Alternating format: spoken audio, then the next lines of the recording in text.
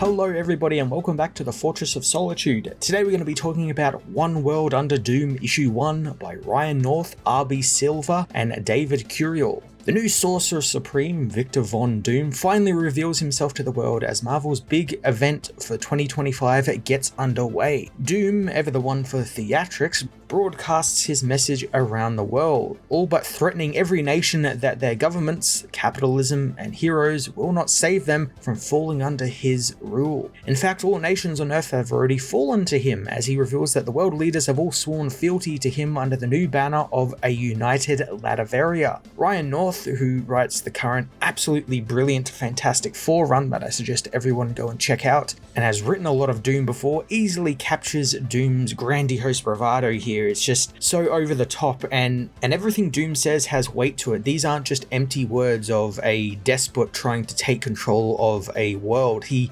actually will take control of the world. He already has, and he knows that. It's great the event is also just getting right into it. I know there was a couple of preludes or things that you could read before jumping into, which I read some of the stuff, especially the Thunderbolt stuff, which pertain to the Red Skull and Zemo. But here I like that we can just kind of jump right into this. There's no mucking around of will or won't Doom be taking the world over? How will he be able to do it? He just does it straight here in the opening pages. Doom is quick to assure those watching his broadcast that there won't be any death squads or labor camps or anything like that. Instead, he only has two simple decrees the world must follow. Wars between nations are now outlawed, and the second is that now every person on Earth, no matter where they come from, their age, gender, what have you, are all covered under equal rights, given universal healthcare and free education and much more. Things Doom is aware is expensive and vast, but was never impossible. This is such a Doom move,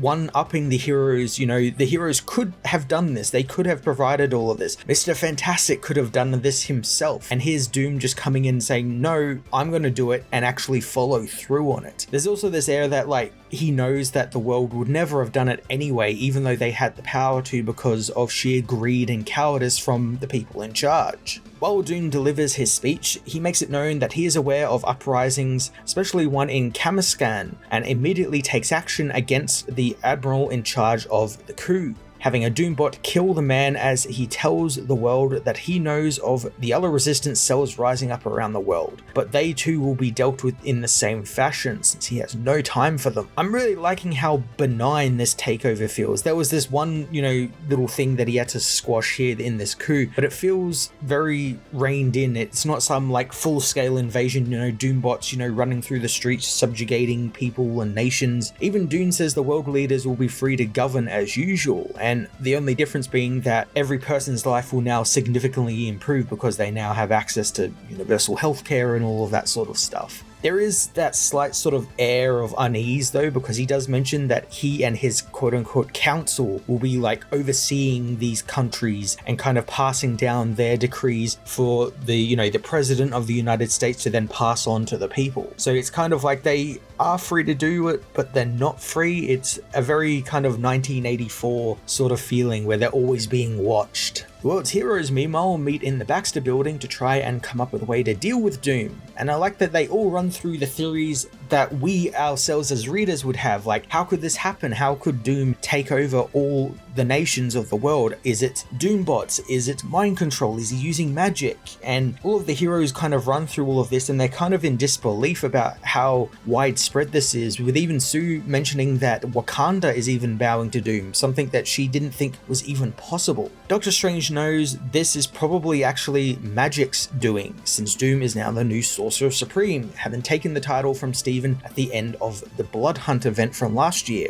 Magic, however, doesn't seem to really be the answer, as none of the magical heroes feel any sort of interference in themselves or around the world. Therefore, magic isn't being used to mind control people or manipulate people's memories and mind. The heroes eventually get a message from Black Widow, who's been doing surveillance on Latveria in Europe. Natasha reveals that Baron Zemo and Hydra are moving against Doom and Doomstar, refusing to fall under his rule. Now, this is kind of a cool development since it's look like it's heading in the direction where the heroes are going to have to team with Zemo to deal with Doom, like, enemy of my enemy is my friend. In fact, Iron Man actually even says that. However, North subverts this idea through Captain America, who kind of puts the fist down saying he will never ever team with Doom, let alone Hydra. So he completely throws that off the table, and instead it just puts them up against another enemy they're going to have to deal with as well as Doom. As Zemo disappears into a shield that surrounds Doom starts and Black Widow's communications cut out, the team decide it's time to go and act, and thanks to Sue's powers, the team have a way into Latveria in the form of a giant invisible plane she is able to make with her powers. North kind of brings the tension down here for a moment as we reach kind of like the halfway part of the book, as we get a really cool moment between Spider-Man and Human Torch on the plane, where Peter discusses the logistics of a fully invisible force field plane and why they just didn't,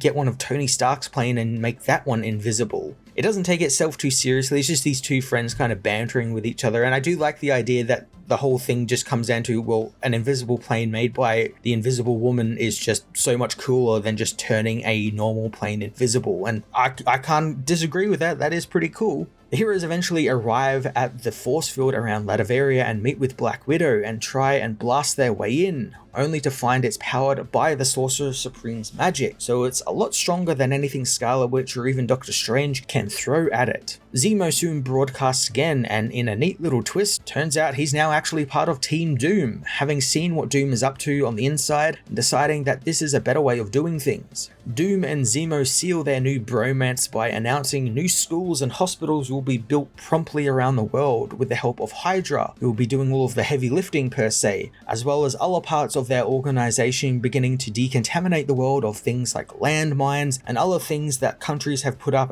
as defenses or wartime traps. This team up really intrigues me since Zemo he's a Nazi, he's a racist Nazi, and Doom, while is a villain through and through, he's no Nazi like Zemo. He actively hates the man. So it's interesting that they've decided to team up, and of course there's probably going to be something that maybe happens a little later on in the issue that explains all of this, but I like this idea that when you're reading through the book you're like, what the hell, Zemo and Doom are now teaming up? This shouldn't work, but somehow it now is working, and it makes you question, what exactly is Doom doing? Is this mind control? Is this magic? What is happening to the world? The heroes again think it might be mind control and retraces Zemo's signal to a flying Hydra Island a few kilometers away. Captain Marvel suggests they split off into smaller teams to deal with the Hydra Island and try and crack through the shield. So the Avengers and other heroes assault the island, quickly carving through Hydra soldiers, and thanks to Iron Man's chest arc, they are able to blow through the reinforced base to confront Zemo. In a nice little twist here, it's revealed that Zemo is actually a Doombot, as Captain America tests the man's knowledge. Realizing what he's doing doesn't really make sense, so he asks the man what October 1st, 1945 is, and when Zemo can't answer, with it being the birth of Hydra, he slices off his head, revealing that he was actually a robot this entire time. Thanks to the Doombot being there though, Reed is able to access the hard drives within it and find recordings of Doom, which reveal that he actually killed the real Zemo, replacing him with a Doombot version months ago. This again raises the question for the heroes about maybe the world leaders are actually now Doombots, and it's something the team must try and deal with. So Tony suggests that they use the footage of Zemo being murdered to prove to the world that Doom is lying about being a great leader. And upon hacking into the broadcast system that Doom uses, Iron Man addresses the world, telling them of Doom's lies and what he did to Zemo. He assures the world the Avengers will stop him, and Tony's message has a few unintended side effects. Or maybe actually Doom had counted on this, as thanks to not having any leader anymore, Hydra decide to just kill anything and anyone they see, stopping their work on the hospitals to attack a mother and her baby. Before they can kill her though, Doom, astride a Dino Doom, kills the soldiers, showing the world that he is the great champion of the people. Interestingly though, Doom admits to lying to the people, revealing that he did indeed kill Zemo, and he even killed Red Skull months ago. And like I assumed, Doom does state that he would never in his life team with a Nazi or racist, citing them as the problem and one the Avengers have failed to deal with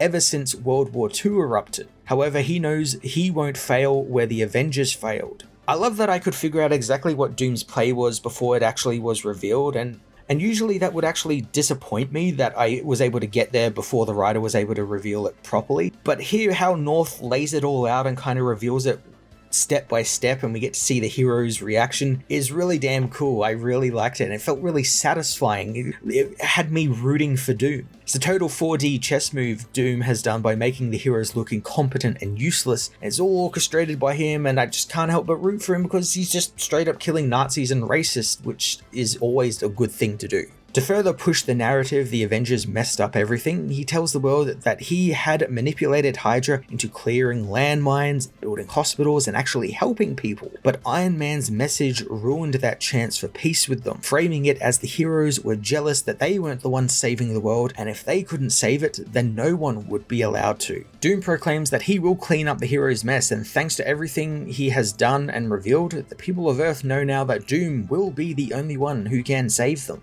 I'm actually thoroughly impressed with this first issue and just how much it reveals and sets up and does. This is a 9-issue series as well, and when that was announced I was a bit worried because we had that last event, the Bloodhunt event, and that was only 5 issues, and that struggled to fill 5 issues with actual story. It felt very bare bones and rushed, but this one actually feels like there is some meat to the bone, and the way North writes Doom and the heroes is just so compelling, and it feels real as well, like they're working it out as we are working it out. So it makes you invested in the hero's plight to figure out what's going on and how they're going to save the world from Doom. In that way, it does make the book a little bit predictable since I was able to get there before North was able to reveal what was actually going to happen and what Doom had planned, but it's still a hell of a lot fun to see unfold on the page. One World Under Doom issue 1 was off to a great start. I love just how much it covered in this one issue alone. There's just so much setup and it's some of the best setup to an event I've seen in a long time. Every base is covered in some way and North really knows what he's doing in